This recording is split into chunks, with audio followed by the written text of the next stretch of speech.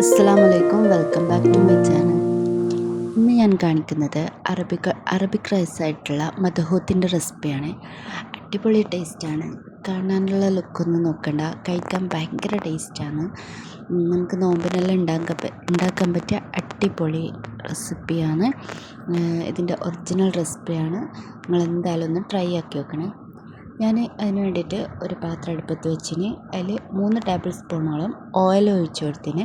അത് ചൂടായി വരുന്ന സമയത്ത് ഏലക്ക, കറുവപ്പട്ട, കറാമ്പ്, ഒരു തക്കോലം ഇത്രയും ഇട്ട് കൊടുത്തിന്. പിന്നെ നമ്മൾ ബിരിയാണിനേക്കാളും കുറച്ച് അളവിലെടുത്താൽ മതി.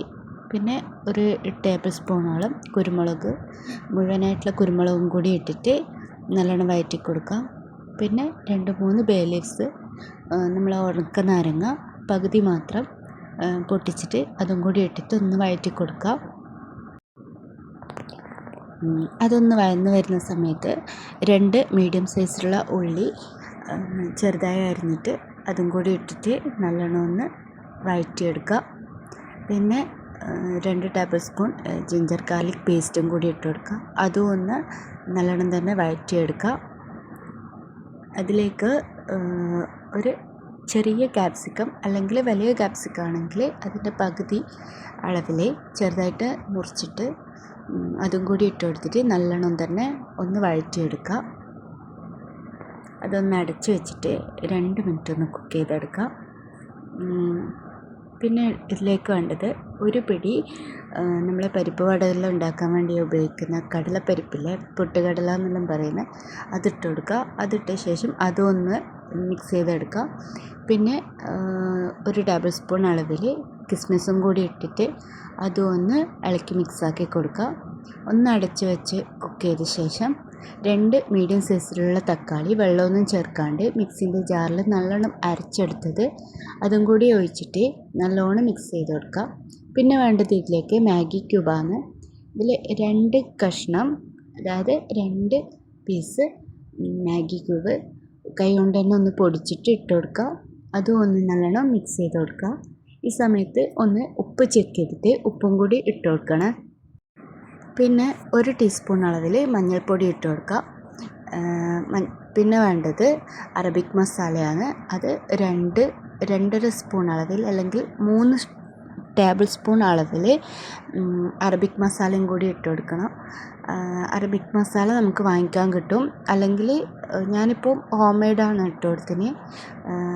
അറബിക് മസാലേൻ്റെ റെസിപ്പി ഞാൻ പെട്ടെന്ന് തന്നെ അപ്ലോഡ് ചെയ്യുന്നതാണ്. അതും കൂടി ഇട്ട് കൊടുത്തിട്ട് നല്ലോണം മിക്സ് ആക്കിയിട്ട് അതിലേക്ക് നമ്മൾ കഴുകി വൃത്തിയാക്കി വെച്ച ചിക്കൻ പീസും കൂടി ഇട്ട് കൊടുത്തിട്ട് നല്ല രീതിയിൽ മിക്സാക്കി എടുക്കുക. പിന്നെ ഒരു ചെറിയ ഉരുളക്കിഴങ്ങ് അല്ലെങ്കിൽ ഒരു ഉരുളക്കിഴങ്ങിൻ്റെ പകുതി ഈ വീഡിയോയിൽ കാണുന്ന പോലെ വട്ടത്തിലരിഞ്ഞിട്ട് കനം കുറഞ്ഞരിഞ്ഞിട്ട് അതും കൂടി ഇട്ട് കൊടുത്തിട്ട് നല്ലോണം മിക്സാക്കി എടുക്കുക. ഇത് അടച്ചു വെച്ചിട്ട് 5 മിനിറ്റ് കുക്ക് ചെയ്തെടുക്കണേ.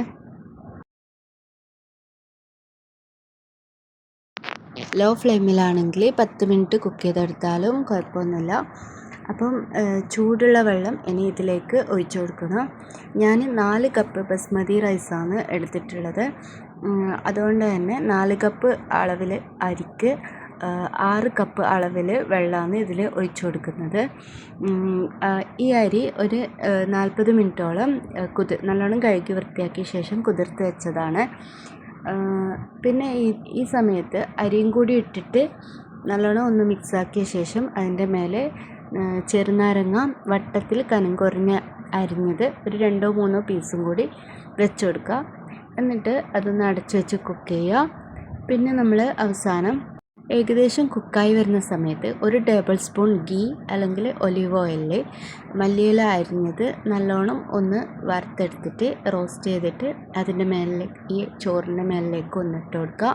പിന്നെ സഫ്രോൺ കയ്യിലുണ്ടെങ്കിൽ മാത്രം പാലിലൊന്ന് കുതിർത്ത് വെച്ചിട്ട് അതും കൂടി ഒന്ന് ഒഴിച്ചു കൊടുക്കുക. നല്ലോണം മിക്സാക്കിയ ശേഷം ലോ ഫ്ലെയിമിൽ ഒരു 2-3 മിനിറ്റ് കുക്ക് ചെയ്തെടുത്താൽ നമ്മൾ അടിപൊളിയായിട്ടുള്ള മദ്ഹൂത്ത് റെഡി ആയിട്ടുണ്ട്. നിങ്ങൾ എന്തായാലും ഒന്ന് ട്രൈ ചെയ്ത് നോക്കിയിട്ട് ഫീഡ്ബാക്കെല്ലാം അറിയിക്കണം. എന്തായാലും ഇഷ്ടമാവും. അപ്പോൾ എൻ്റെ വീഡിയോ ആദ്യമായിട്ട് കാണുന്നുണ്ടെങ്കിൽ ഒന്ന് സബ്സ്ക്രൈബ് ചെയ്യാനും ലൈക്ക് ചെയ്യാനും മറക്കരുത്. Thank you.